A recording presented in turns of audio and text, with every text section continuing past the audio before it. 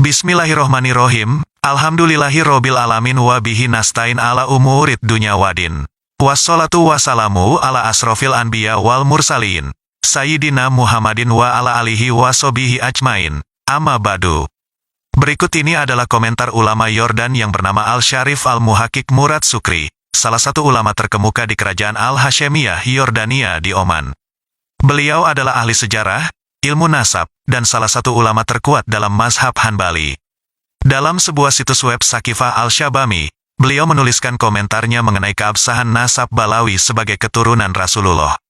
Untuk lebih jelasnya, silakan disimak komentar beliau yang sudah kami alih bahasakan ke dalam bahasa Indonesia, untuk lebih mudah dipahami.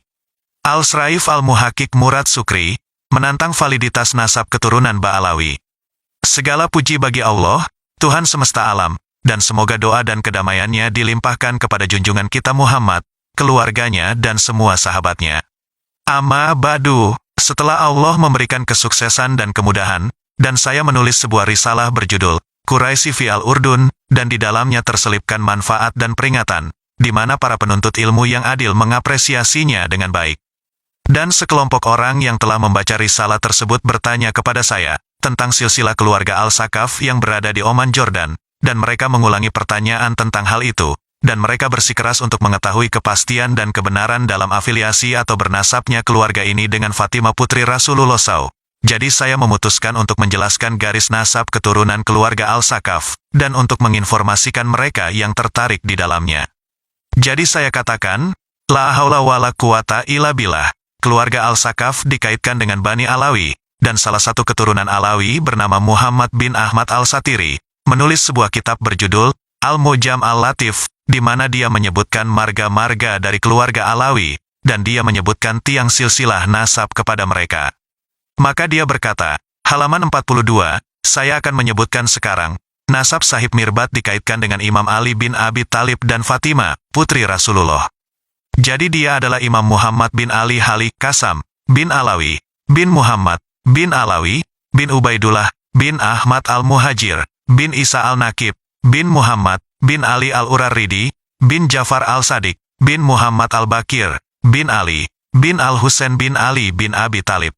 Murad berkata, silsilah nasab ini dilegalkan oleh penulis Al-Mujam Al-Latif, dan ini adalah silsilah palsu, karena beberapa alasan.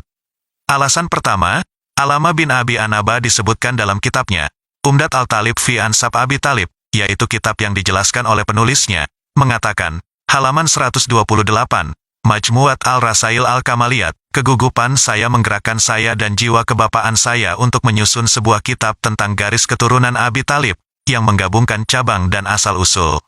Dan dia menggabungkan rimpang ke ekornya, dan orang-orang dapat menyerap ilmu ini dan menyelidikinya.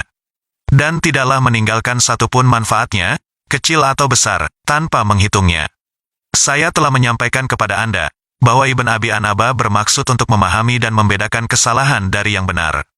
Dan dia, Ibn Abi Anaba, sama sekali tidak menyebutkan bahwa Muhammad bin Ali Al-Uraidi memiliki keturunan seperti yang disebutkan oleh Bani Alawi. Begitu juga tidak disebutkan di sini, karena kurangnya pengetahuannya tidak menunjukkan pengetahuan tentang tidak ada, atau tidak adanya keberadaan tidak menunjukkan kurangnya keberadaan. Karena jika ahli fan ilmu tidak mengetahuinya, maka ini adalah indikasi bahwa itu tidak ada, karena yang membuktikan penetapan nasab mereka ini adalah para ulama nasab itu sendiri, dan para ahli fan nasab itu sendiri. Apa yang tidak mereka temukan berarti tidak ada, apalagi Ibnu Abi Inaba adalah salah seorang penulis abad 9 Hijriah, masa penyebaran nasab Ba'alawi. Alasan kedua, dengan asumsi bahwa Ibnu Abi Anaba ketinggalan untuk mengetahui dugaan kesyarifan X, maka sarjana brilian, Raja Yaman, dan maksud saya Yaman di sini sama, X dan Dofar, termasuk Mirbat Balat Al-Ba'alawi, Bani Alawi, telah menyebutkan dalam kitabnya, Tarafa Al-Ashab fi Marifat Al-Ansab, secara rincin dan meringkas semua asrof Yaman. Dia berkata pada halaman 113, semua silsilah nasab asrof di Hijaz, Syam dan di antara keduanya, telah berlalu dari karya-karya Yaman. Dan raja ini, yaitu Umar bin Rasul, yang wafat pada tahun 696 Hijriah, dan tanggal ini di mana putra dan cucu Muhammad Mirbat tersebar luas, sehingga tidak mungkin terjadi ketidaktahuan mereka jika mereka memang para syarif, terutama bagi Raja Alama, di mana mereka berada di bawah pemerintahannya, yang digambarkan cerdas dan berpengetahuan luas. Penulis, Al-Uqud Al-Luluiyah fi Al-Daulah Al-Rasuliyah, halaman 213-216, juz 1, mengatakan, dan ketika Sultan, semoga Tuhan mengasihani dia, menaklukkan kota Dhofar, seperti yang kami sebutkan pada tahun 678 Hijriah, dan membunuh Salem bin Idris, daerah pesisir gemetar kagum pada Sultan, dan ketika Dhofar ditaklukkan, seperti yang kami sebutkan, terselamatkanlah X. Dan Sultan di sini adalah ayah dari raja yang syarif. Penulis, Tarafa al-Ashab, Yusuf bin Umar, yang dikenal sebagai Al-Muzaffar. Yang dimaksud adalah, bahwa negara Rasuli menguasai seluruh Yaman, termasuk X dan Dhofar, sejak awal abad ke-7. Hal ini diketahui oleh orang-orang yang pernah membaca Al-Uqud Al-Luluiyah fi Tarikh Al-Rasuliyah, di mana Yaman dipimpin oleh beberapa raja dari keluarga Rasulullah, termasuk penulis Tarafa al-Ashab. Dan dia menunjukkan pernyataan yang memuaskan, dan dia adalah raja dari daerah, mengetahui apa yang ada di dalamnya, dan dia adalah seorang ulama yang terkenal dengan kecerdikannya. Selain itu, kemasyhuran silsilah Bani Hashim sudah dikenal masyarakat luas, apalagi raja-raja di kalangan ulama. Sebaliknya, Ibnu Rasul menegaskan, bahwa tidak ada satupun Sarif Husaini di seluruh Yaman, melainkan mereka semua adalah Sarif Hasani yang paling banyak. Sebaliknya, Ibnu Rasul menegaskan, bahwa tidak ada satu Sarif Husaini di seluruh Yaman, bahkan semuanya adalah Sarif Hasani. Dia juga merinci mereka dalam Tarafa al-Ashab dengan detail yang memuaskan, dan bukti ini didasarkan pada daftar para bangsawan di Yaman pada masa keturunan Muhammad Mirbat, kakek Bani Alawi, dari seorang raja ulama ulung, yang di bawahnya terletak daerah-daerah Bani Alawi, dan dia menyebutkan mereka, para Sarif Husaini, menjadi bukti bagi mereka yang melihat, bahwa silsilah Bani Alawi tidak diketahui di Sarafah, tidak diketahui. Alasan ketiga, biarkan anak-anak Alawi setelah pernyataan ini, siapa di antara para imam kontemporer tentang Muhammad Mirbat dan para leluhurnya, sebagaimana mereka menyebutkan silsilah mereka. Siapakah yang menetapkan dari para imam ilmu, bahwa mereka adalah para Sarif Husaini? Yang dimaksud dengan ulama di sini adalah, mereka yang sezaman dengan silsilah nasab sejak awal, seperti ulama abad ke-6, ke-7, dan ke-8, dan bukan mereka yang menulis silsilah nasab dari antara mereka, atau mereka yang meniru mereka dalam hal itu. Mereka sendiri sedang mencari argumen dan bukti untuk apa yang mereka klaim. Jadi pikirkanlah, memang, di zaman kita, yaitu abad ke-15, ada orang yang membuat pohon untuk garis keturunan Al-Hashemi dan melekatkan diri padanya. Jadi apa yang dikatakan kepada orang-orang seperti itu?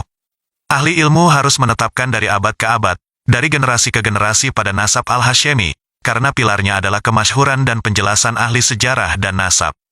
Dan apa yang telah ditulis oleh Al-Malik Al-Ashraf bin Rasul, yang merupakan salah satu ulama abad ke-7 dan raja-rajanya, dalam membuat daftar para Ashraf Yaman secara rincin, seperti yang dia ketahui dari membaca bukunya Al-Tarafat Al-Ashab, adalah dalil konklusif yang tidak menerima keberatan, karena kuatnya dalil dan premis yang melingkupi pemberitaannya tentang para Sarif Yaman, dan dia tidak menyebut Banu Alawi sama sekali, maupun keturunan Sarif Husaini, keturunan Husain bin Ali. Kesimpulan dari argumen ini adalah, bahwa Al-Ashraf bin Rasul adalah seorang ahli silsilah nasab yang ahli, seperti yang dijelaskan oleh penulis Al-Uqud Al-Luluiyah, juz 1 halaman 284. Kedua, dia, Al-Ashraf bin Rasul, adalah Raja Yaman, dan upeti, benteng, dan kastilnya dikumpulkan darinya di bawah pemerintahannya. Dan ketiga, kemasyhuran silsilah nasab Al-Hashemi sudah diketahui oleh para ulama dan rakyat jelata, juga bagi raja-raja yang memimpin rakyat, ketetapan-ketetapan dan jabatan-jabatan mereka, maka tidak ada penyebutan atau berita tentang mereka, dan mereka ada seperti yang mereka klaim sebelum tanggal ini selama puluhan tahun, yang merupakan waktu yang cukup untuk ketenaran dan diketahui, dan silsilah nasab Al-Hashemi bukanlah yang terburuk sehingga harus ditutupi, melainkan suatu kehormatan untuk dibanggakan jika memang itu benar. Dan siapapun yang merenungkan baris-baris tulisan ini, yakin akan ketidakabsahan silsilah Ba'alawi tersebut di atas. Alasan keempat, apa yang diriwayatkan oleh Imam Ahmad dalam musnadnya dari hadis Abu Hurairah, Rasulullah mengatakan, suku Arab yang paling cepat mati adalah suku Quraisy. Hingga saja seorang wanita akan segera melewati sebuah sepatu dan berkata, ini adalah sepatu Quraisy. Ini adalah hadis sahih dan ada syawahidnya. Hadis ini merupakan indikasi yang jelas, bahwa kaum Quraisy, termasuk Bani Hashim, jumlahnya sangat sedikit, dan siapapun yang melihat para Sarif X akan menemukan, bahwa mereka berjumlah ribuan. Sebaliknya, pemilik Al-Mujam Al-Latif, yaitu Al-Satiri, menyebutkan hampir 180 marga